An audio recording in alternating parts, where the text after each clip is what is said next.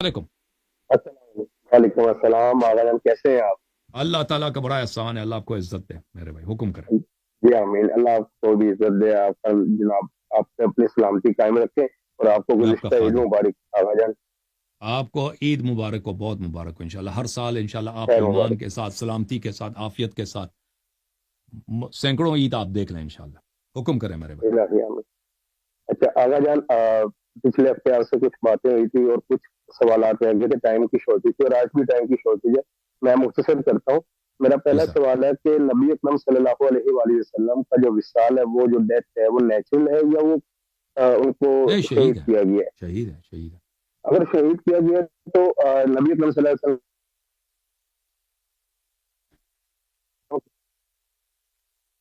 क्या फरमा रहा है? मुझे नहीं समझ आ रहा। जो सवाल आपका रुक गया, आवाज आपकी रुक गई है दोबारा। अगर शहीद हो सॉरी, गए तो क्या हुआ? मैं कह रहा हूँ कि नबी अकरम सल्लल्लाहु अलैहि वसल्लम को अगर शहीद किया गया है तो जो है मौला अली अलैहिस्सलाम ने जो कातिलीन है, जो शहीद करने वाले हैं, उनके खिलाफ एक्शन क्यों नहीं दिया? और जो कातिलीन तो है ये वो सब उनका इमाम महदी अगर अलैहिस्सलाम के लिए, ठीक है ना, आप क्योंकि कातिलीन ने कब्जा विद किया था ना एविडेंस हुकूमत आप पे। उनका तज़किरा कर दें तो मेहरबानी कातिलीन ने होगी। हुकूमत पे कब्जा किया था। नबी सल्लल्लाहु अलैहि वसल्लम ने मना किया था अमीर उल मोमिनीन अलैहि सलाम को उनके खिलाफ तलवार उठाने से, ठीक है ना। नबी सल्लल्लाहु अलैहि वसल्लम ने हुक्म दिया था सब्र करने को। जिन्होंने नबी सल्लल्लाहु अलैहि वसल्लम को कत्ल किया था उन्होंने ही हुकूमत पे कब्जा किया था। तो ये मुमकिन नहीं था मगर यह कि तलवार उठाएं। तलवार उठाना अमीर उल मोमिनीन अली अलैहि सलाम जी के जी लिए हराम था। जी। जी जी। तो जो है कातिलीन नबी पाक सल्लल्लाहु अलैहि वसल्लम को जहर देने वाले, शहीद करने वाले, वो लोग कौन थे? उनका आप काइंडली थोड़ा जो है हमारी कुतुब से थोड़ा तो वही बता जिन्होंने देंगे कि देखे उनको नबी जहर सल्लल्लाहु किन्होंने अलैहि दिया? वसल्लम ने बताया था ना कि मेरे बाद तुम्हारे अब्बा जी को हुकूमत मिलेगी। जी जी। ये ये रिवायात इसके एक से ज़्यादा है हमारे यहाँ।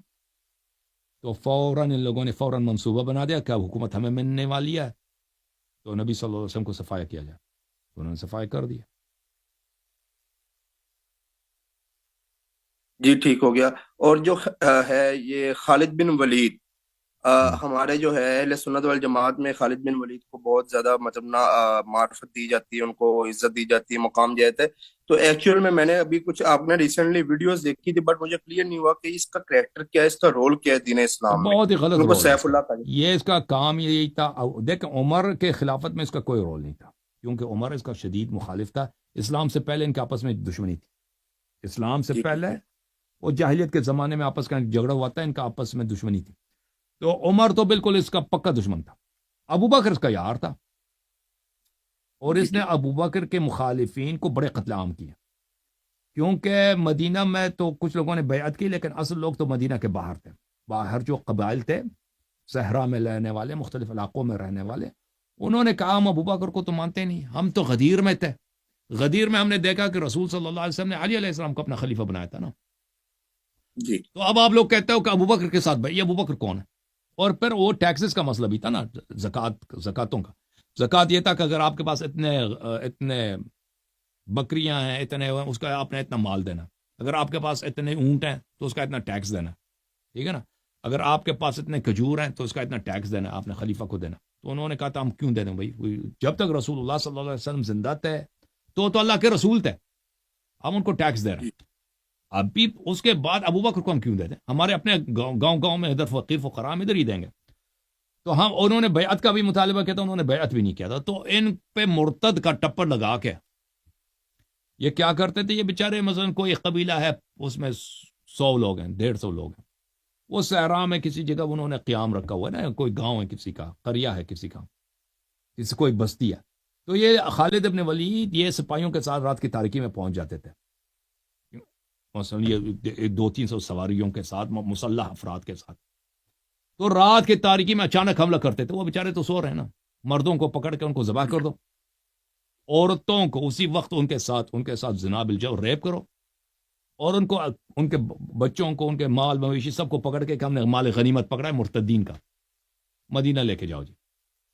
तो इन्होंने बड़े मजालिम किया।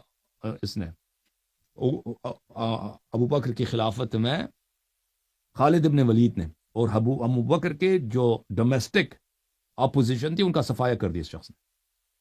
तो उसके लिए तो सैफुल इस्लाम था ना अबू बकर के लिए। لیکن یہ عمر اس کا بڑا شدید مخالف تھا خالد کا.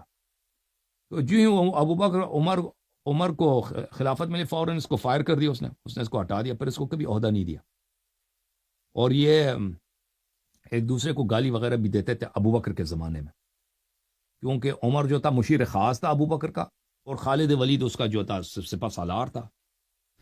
تو ان کی آپس میں بنتی نہیں تھی، ایک دوسرے کو گالی گلوچ دیتے تھے، اور عمر ابو بکر کو بار بار مشورہ دیتا کہ اس کو ہٹا دو، یہ غلط آدمی ہے. لیکن ابو بکر کو پتہ تھا کہ ان کے آپس میں پرسنل کوئی جھگڑا ہے، ٹھیک ہے نا. تو خالد ابن ولید اہل بیت علیہ السلام کی نظر میں اور تاریخ کی نظر میں، جماعت مخالفین کے اپنی کتب میں دیکھا جائے تو اس نے بڑے غلط کام کیے ہیں.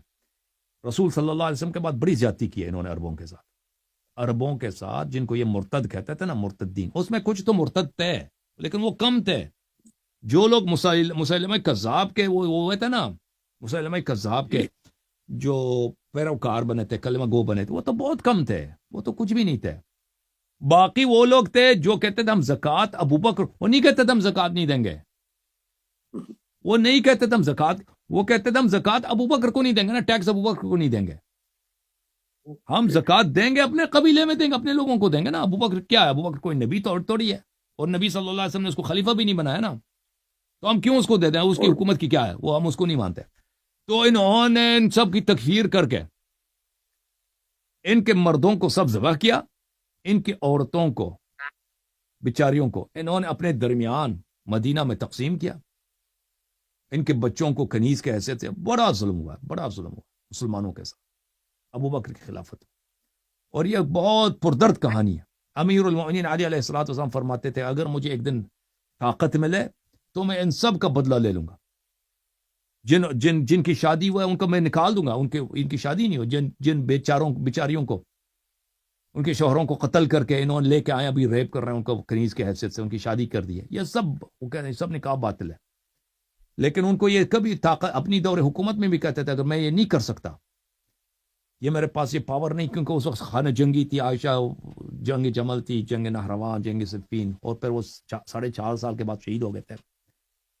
تو وہ ہمیشہ کہتے تھے کہ یہ جو ہے یہ کچھ قبائل ہیں کہ ان میں یہ ان کے ساتھ بڑی زیادتی ہوئی ہے اور ان کا جو ہے قصاص لینا ہو. یہ قیامت میں پتہ چل جائے گا نا کہ جن کے ساتھ ظلم ہوا، بہت ظلم ہوا بے حساب. جی سر، بہت شکریہ آغا جان. Thank you sir. جی آغا جان، میں نے بتایا کہ میں ایکس سنی مسلم ہوں، اور ہمارے شہر میں جو امام بارگاہ ہیں وہ کافی ڈسٹینس پہ ہے اور 2 ہی ہیں. تو میں جو ہے احادیث میں ہے کہ جو فرض نماز ہے وہ باجماعت ادا کرنی چاہیے. تو میں اگر گھر پہ جو ہے نماز ادا کر سکتا ہوں فرادہ فرض نماز جو ہیں؟ بالکل بالکل بالکل. لیکن آپ دیکھیں آپ جس شہر میں ہیں نا، اگر لوگ آپ سے دشمنی کرتے ہیں تو آپ ان کی جماعت میں جائیے، ہاتھ باندھ کے نماز پڑھیے سجدے گاہ پہ، تاکہ لوگ یہ نہ سمجھ، آپ سے دشمنی نہ کرے کہ آپ رافضی بن چکے ہیں نا، تاکہ وہ لوگ آپ سمجھ جائیں، یہ دیکھیں کہ بھئی آپ نہیں، ابھی آپ سنیے، تاکہ خدا نہ خواستہ کل وہ آپ لوگوں سے دشمنی نہ کریں، آپ کی سیفٹی، آپ کی ترقی، وہاں پہ آپ کی عزت وہ خطرے میں نہ پڑے نا. تو اہل بیت علیہ السلام نے یہی سکھایا ہمیں کہ اگر آپ اقلیت ہیں کسی جگہ پر، ان کی اکثریت ہے تو ان کے مساجد میں جائیں، ان کے ساتھ نماز پڑھیں، اگر وہ بیمار ہوتے ہیں تو ان کی عیادت کیا کریں، ٹھیک ہے نا، ان سے دوستی کریں، سب تقیہ کے طور پر اپنی عزت، اپنی جان، اپنے مستقبل کو بچانے کے، اپنے بچوں کے مستقبل کو بچانے کے لیے. کہ میرے بھائی صحیح ہے. Thank you sir. جی بہت شکریہ آغا جان. Thank you. اللہ آپ کو بہت سلامتی دے.